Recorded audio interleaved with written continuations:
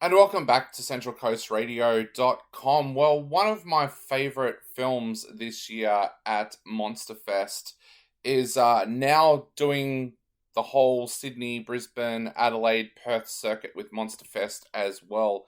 It is a film called Headcount, and it's a pretty exciting film. It's produced by Aussie Tristan Barr and directed by the Berghart brothers. Now, remember that name because they are people that you are going to be hearing about for a long, long time. Now, I know from listening to Tristan at Monster Fest that they don't like being compared to other people, but Headcount feels like the Coen brothers wrote the screenplay and Quentin Tarantino directed it.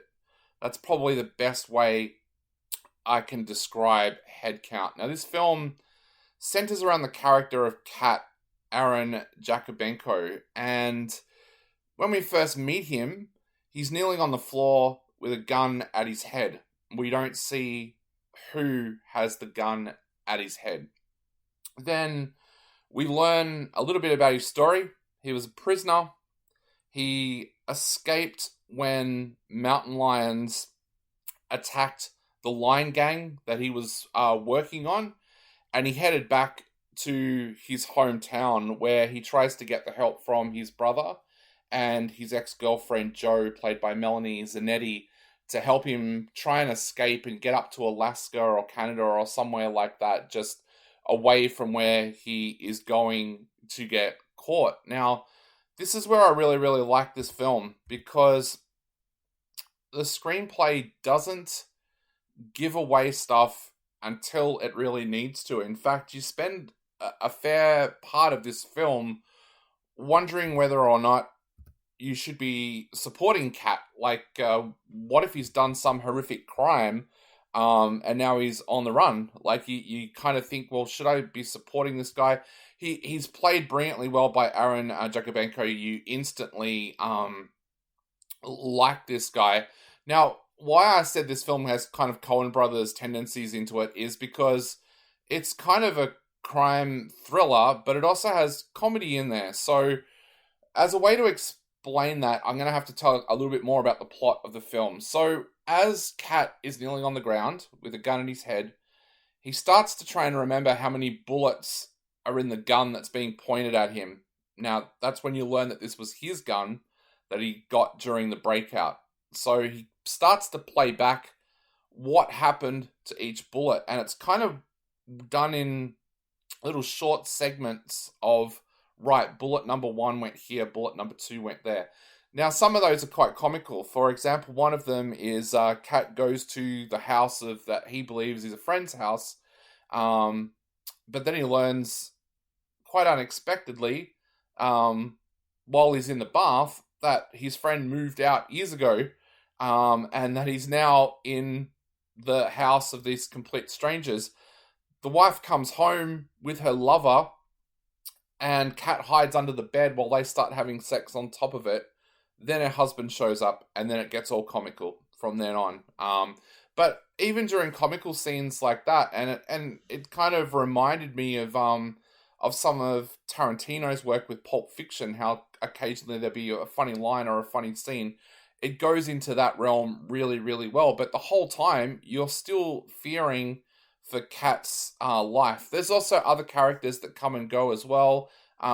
There's a kind of corrupt prison guard, Sawyer, played by Ryan Kwanson, that comes in and takes Kat on another journey that is explained with one of the bullets as well. But this is just one of those movies where I can't wait to go back and watch it again.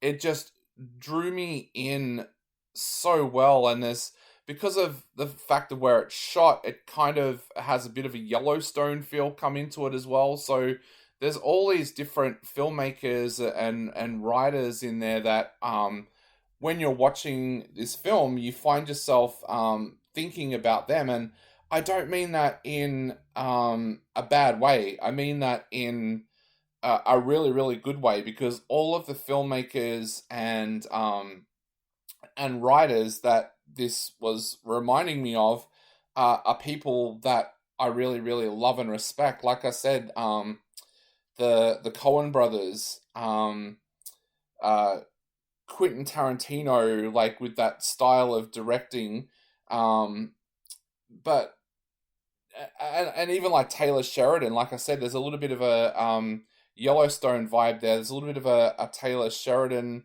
kind of feel with the writing as well, and some of the films that he has done over the years. So everything comes together really, really well. You do like the character of Kat, like I said, so and things are revealed as it goes along that makes you like him even more.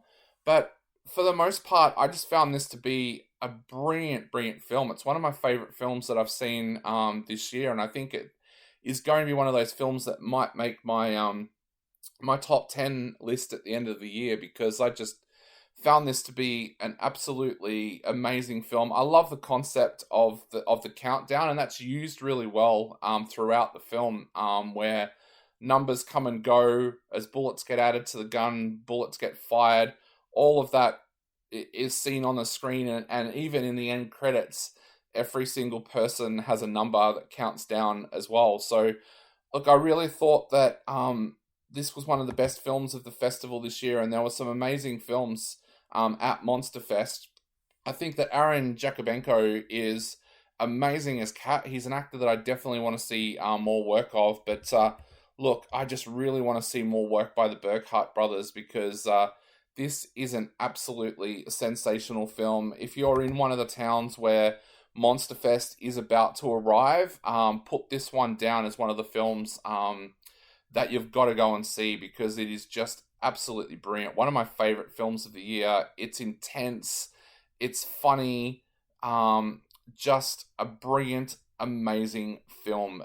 You are going to love it. I'm actually going to give this 5 out of 5. That's how much I loved it. So if you are in one of the cities that Monster Fest is coming to, go and see Headcount, because it is one of the films of the year. 5 out of 5 stars from me.